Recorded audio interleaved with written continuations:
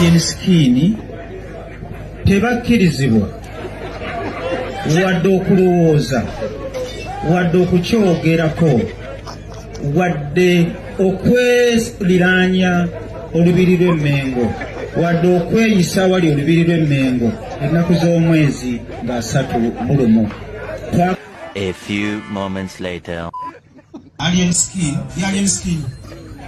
Yes, that alien skin. Yamazina akoma wali. Nayo kulisi na kuyimba esawa 3. Esawa 3 alien skin. Kuruli na sio ukempisa kigambo ekyo. Okugoba mu Rwanda. Musingi okugoba mu Rwanda.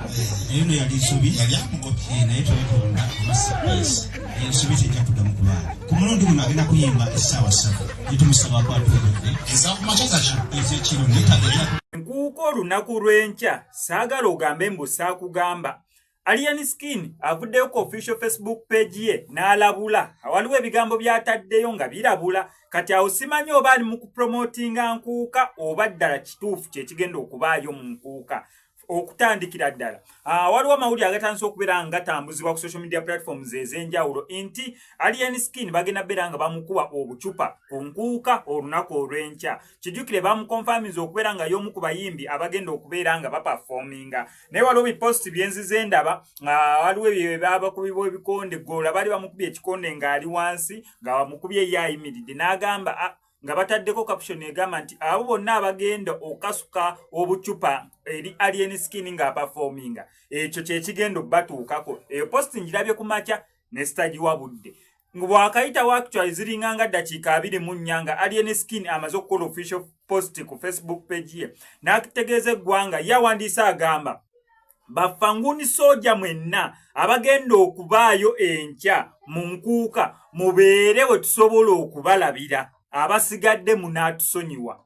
Eyo statement ya Alien Skin ku page ye eri official agambye bafanguni soldiers mwenna amakulu mucho buli ayagala Alien Skin buli amnyumunyumirwa buli amusupportinga olunaku olw'enkya mu nkuuka Alien Skin wabeera ali mu kuperforminga beera we basobola okulabira abasigadde banaabasonyiwa. Amakulu mucho actually yetondedde nawo nga tanababbeerako nekyakola. Amakulu mucho Alien Skin yetonze ekigenda okubaawo olunaku olw'enkya mu nkuuka kisigalidde eri mwagenda ogenda mu nkuuka kisigalidde eri gwe atagenda kugoberera amateeka Alien Skin g'ataddewo. Tukimanyi bulungi nnyo nti omutegesi w'enkuuka Abitex baali Kabwanango ne omukulu Alien Skin naddala ku lunaku luli eri we baategekanira concert y'emu waliwo bye yasooka okubeera ng'ayogera omwaka oguwedde bannanga abo tewaliyo takirizibwa kulinnyayo. Kijjukire last year teyaperforminga olw'ensonga nti naye yali ategese concert eyiye. Then kuguno omulundi Alien Skin tagetegese concert ye, that means bamukonfirmiza okubeera ng'ayimba mu nkuuka. Neera Abitex yalidde ebigambo bye naye mu kubeera ng'abirya kyensinga okubeera nga neebuuza Alien Skin ategeeza ki n'abafanguni soldiers mwenna mubeere we tusobola okubalabira oba beere omuntu asobola okukulabira kubanga mulimu ekiwayi ekyesunza okubeera nga kimukuba obucupa Alien Skin. Kale ate ye Alien Skin n'ekiwayi kye kigamba mwenna abafanguni soldier mubeere we tusobola okubalabira abasigadde banaatusonyiwa. Kati gwe wenna neetantala okusimanya oli eri mabega gwo ali eri wasemba simanya ate bineno mwe muli eno mu Busonda simanya gwogenze kyonna ekinaabaawo nga Alien Skin ali mu kuperforminga bakugambye basonyiwe. Amakulu mucho pulani zaamaze dda okubeera nga ziteekebwa engeri ki Alien Skin gyagenda okubeera nga performingamu olunaku olw'enkya. Abasigadde munaabasonyiwa Alien Skin abeetondedde. Eyo tuvuddeyo Alien Skin nawe agenda ogenda mu nkuuka ekyo nkikugambye gwamanyi kyolimpa omwaka nga gutandise ng'ofunyeemu mu information eyo gyenkuwadde. Ki ekigenda maaso wakati wa Rita Dansol wamu n'omukyala full figure tugenda labako ku kikonde ky'abakazi. Twasooka ne tulaba ekikonde kya Dr. Sefko wamu ne Mix Sims Tufane ne tulaba ekikonde ky'aba Yugi bani yani oyo extra Yugi ne tulaba ekikonde ky'abaani n'abasigadde awo ekyakasembayo ekyasitudde abantu bonna okugenda wali eri ku Brigato basobole okwerabira ku kikonde kyekyabadde eky'omukulu Rickman ne Grenade Official. Ekyo nga kyawedde Grenade bamukubye bubi nnyo kati ate tugenda laba ekikonde ky'abakyala ekigenda osookera ddala nsuubira ekyo kigenda beerawo mu mwaka gwa 2020 mwetaano Rita Dansol avuddeyo okubeera ng'agamba okusinza mbu kino ekikazi kye full figure kisusse okubeera nga kinninnyirira bannange nkisabamuko mu bikonde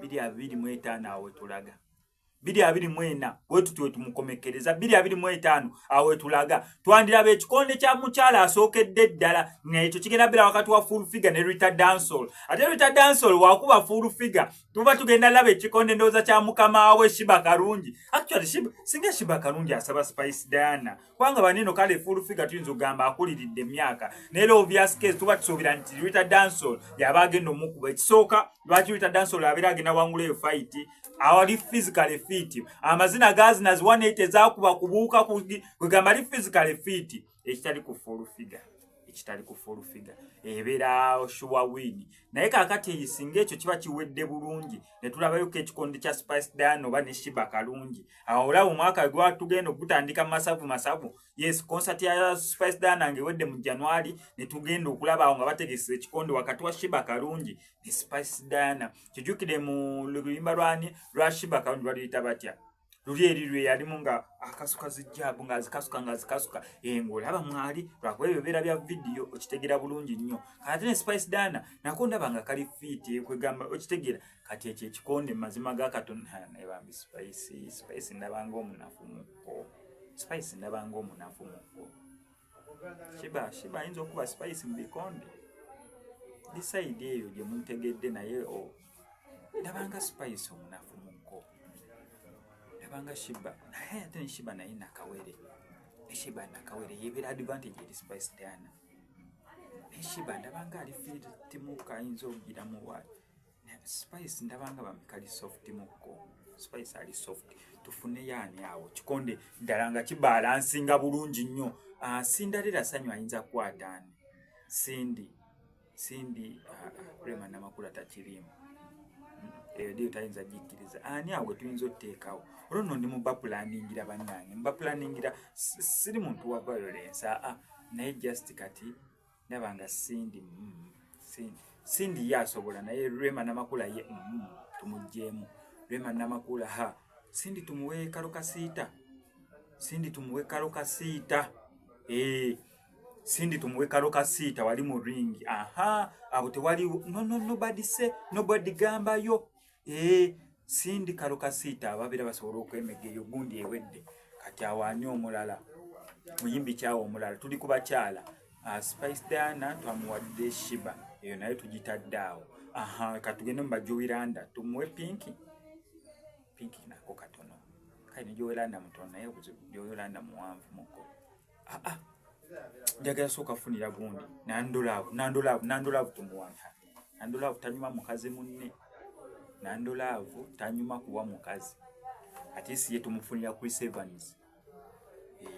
Evans nandolaavu tetukuwa mukazi bwe bibeera bya kikonde nandolaavu tukuwe Chris Evans ekikonde kya nandolaavu ne Chris Evans nabo tubateekaawo kati Chris Evans beewo bannange bankubye ennyondo 8 simanya ku mutwe tugenda kuwa nandolaavu ojja kiwulira kati ekikonde kya Alien Skin kyo kibeera okera nange saagala kwogera alinnya naye Alien Skin kijjukira akasukamu Alien Skin akasukamu ebyadda ne bannange ne kimala kibaawo Bobby Wine n'agamba just njagala for entertainment n'agamba kijuke Bobby Wine boxer ebyaddala Bobby Wine boxer by the way Bobby Wine n'otumuwa Alien Skin okitegeeraawo Alien Skin boxer ndaba akasukamu zijjabu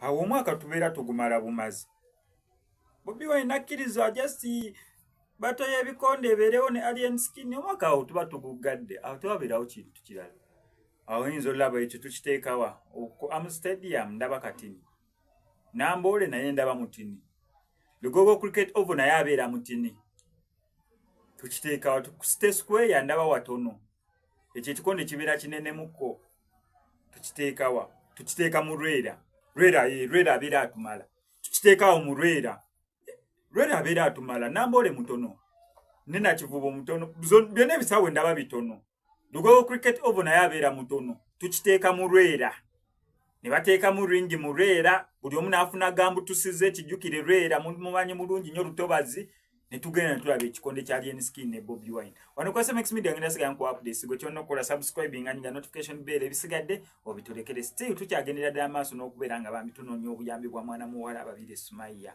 bambi yeetaaga obuyambi n'okubeera nga zizibwayo mu ddwaliro asobole okubeera nga alongoosebwa. Tusaba kusaba omuntu yenna yenna kyasobola okubeera nga akwata tusobole okulaba nga tutaasa obulumi mwana muwala ono bwalimu. Yajja omuliro era nga buli lunaku yeetaaga emitwalo 2 egyaka tube kasiiga kwago amabwa nga wetulindirira nga tusondereza ssente tusobole okulaba nga tuweza $1.5 million tusobole okuddizibwayo mu ddwaliro bambi ajjanjabwe.